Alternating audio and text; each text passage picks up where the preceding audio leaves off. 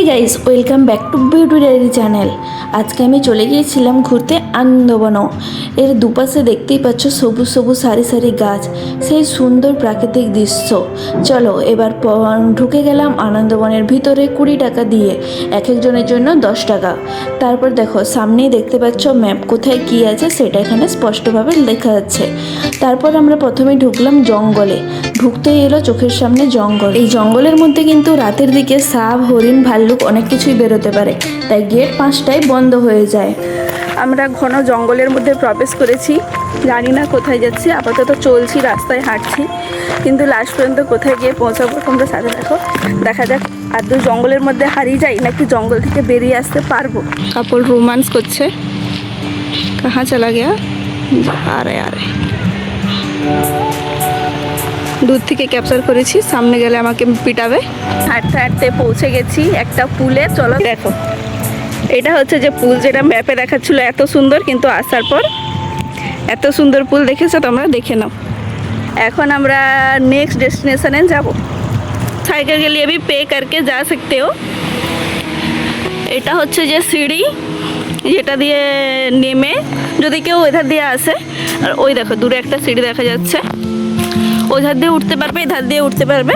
উঠে তারপর তুমি পার্কের মধ্যে আসতে পারবে। দেখাচ্ছি সুন্দর জিনিস, চলো দেখো।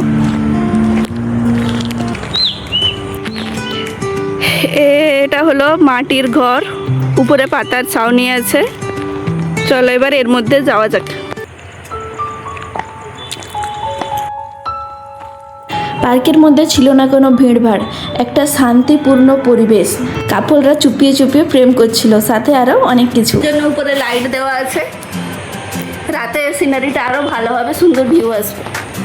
এই সাইডে হয়ে গেলে ঘোরা কমপ্লিট। আমি এখন অন্য সাইডে চলে যাচ্ছি। হি হি, তাই জন্য লাফিয়ে লাফিয়ে চড়ছিলাম সিঁড়িতে, খুব মজা হচ্ছিল। কোথাও ঘুরতে গেলে না সানসেটের সময় যেও, কারণ পিক ভাই সুন্দর সুন্দর আসে, আর জায়গাটার সৌন্দর্য বহুগুণে বেড়ে যায়। See this view, just awesome. এটা হচ্ছে মাঝখানের, এধার থেকে ওধার যাওয়ার জন্য মাঝখানে যে মানে মাঝের যে জায়গাটা যেটা জুড়া হয় সেটা। এবার চলো এখান থেকে তোমাদেরকে নিচের রোডটা দেখাই জাস্ট। এটা হলো উপর থেকে নিচের ভিউ।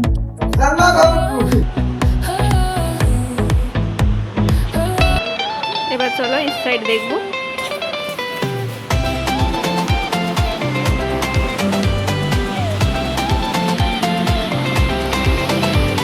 আমি আমার পিকগুলো ইনস্টা ফেসবুকে পোস্ট করে রেখেছি, সুন্দর সুন্দর পিক চাইলে একবার ভিজিট করে এসো। Let's go, Axis of happiness. Guys এখন আমরা এক সাইড থেকে আরেকটা সাইড চলে এসেছি। সেইখানে শুধু জঙ্গল আছে, কাপলদের জন্য পারফেক্ট, কিন্তু মানে এই সাইডটা সবার জন্য, ফ্যামিলি হোক বাচ্চা হোক, কাপলস তো অলওয়েজ সব জায়গায়। তো চলো এখানে কী কী আছে বা দেখি। গাইস এটা ছিল সেই ফ্লাইওভার যেটা দিয়ে এসেছি। এবার চলো তোমাদেরকে দেখাই সুন্দর হয়ে গেছে। উপর থেকে নিচের ভিউটা দেখো, দাঁড়াও আমাকে দেখাচ্ছি। আরে ওয়ে হয়ে সুন্দরী, সুন্দরীকে দেখো গো, দেখো গো। নিজেকে দেখে নিজের উপর প্রেমে পড়ে যাচ্ছিলাম, ভাবছিলাম এত সুন্দর আমি কবে থেকে হলাম।